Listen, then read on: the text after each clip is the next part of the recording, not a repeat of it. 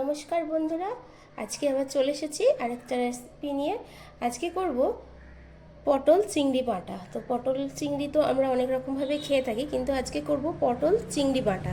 তো এটা খুব সহজভাবে আর খুব টেস্টি হয় রান্নাটা খেতে।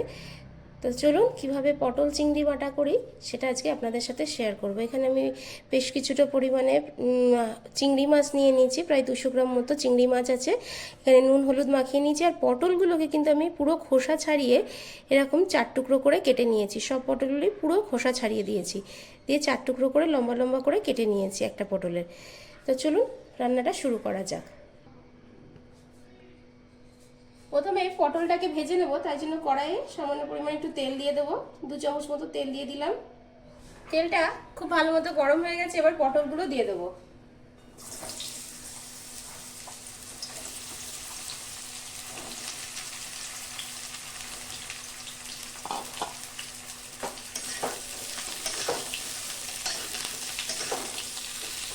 পটলটা ভাজার সময় লবণ দেবো আর একটু হলুদ দেবো।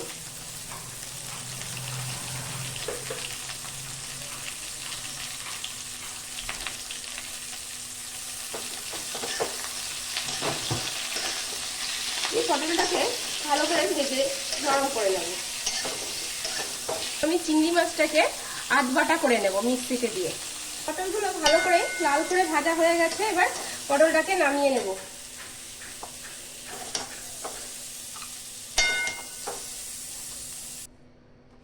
এদিকে চিংড়িটাও আমি পেস্ট করে নিয়েছি।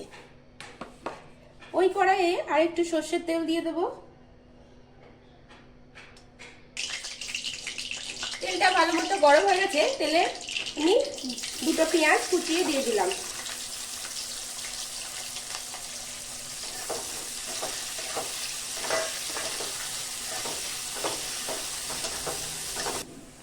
পেঁয়াজটা অনেকটা নরম হয়ে এসছে, এবার টমেটো কেটে নিয়েছি 2টো, দিয়ে দিলাম।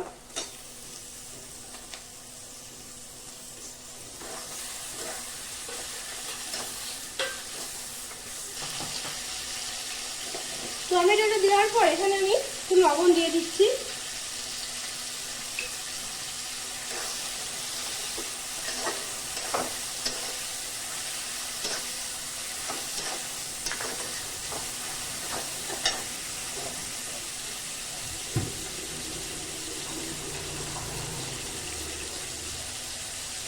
হলুদ দিয়ে দিচ্ছি।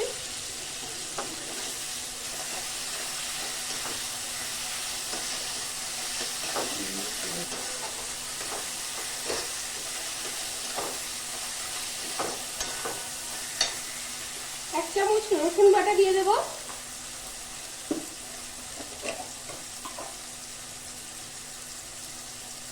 আর 1 চামচ আদা বাটা দিয়ে দিলাম। এই মশলাটাকে খুব ভালো করে কষিয়ে নেব।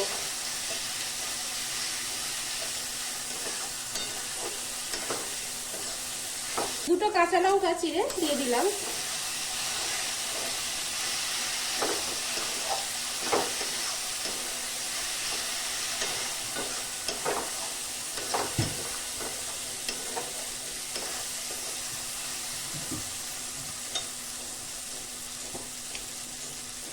জিরে গুঁড়ো দিয়ে দেবো 1 চামচ মতো।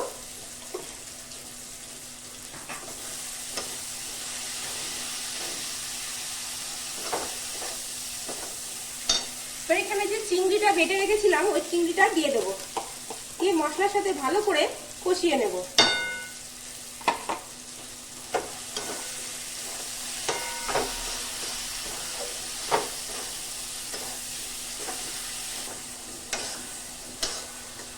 চিংড়ি মাছটা দিয়ে বেশ কিছুক্ষণ ধরে মশলাটার সাথে কষিয়ে নিতে হবে।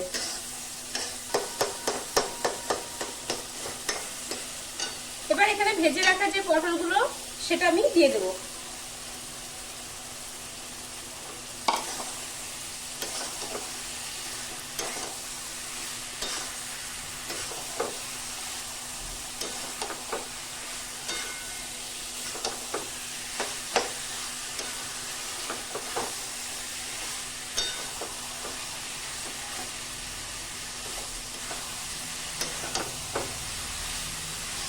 পটল আর চিংড়িটা বেশ কিছুক্ষণ ধরে কষানো হয়ে গেছে। এবার গ্যাসের ফ্লেমটা মিডিয়াম করে দিয়ে ঢাকা দিয়ে 10 মিনিট জন্য রান্না হতে দেবো। এটা কিন্তু আমি জল ব্যবহার করছি না। গ্যাসের ফ্লেমটা একদম লো টু মিডিয়াম করে দিয়ে 10 মিনিট রান্না হতে দেবো। 10 মিনিট হয়ে গেছে। পটলের ঢাকনাটা খুলে একটু নেড়ে দেবো। আর দেখুন পটলগুলো পুরোপুরি নরম হয়ে গেছে। এখানে এবার একটু গরম মশলা গুঁড়ো ছড়িয়ে দেবো।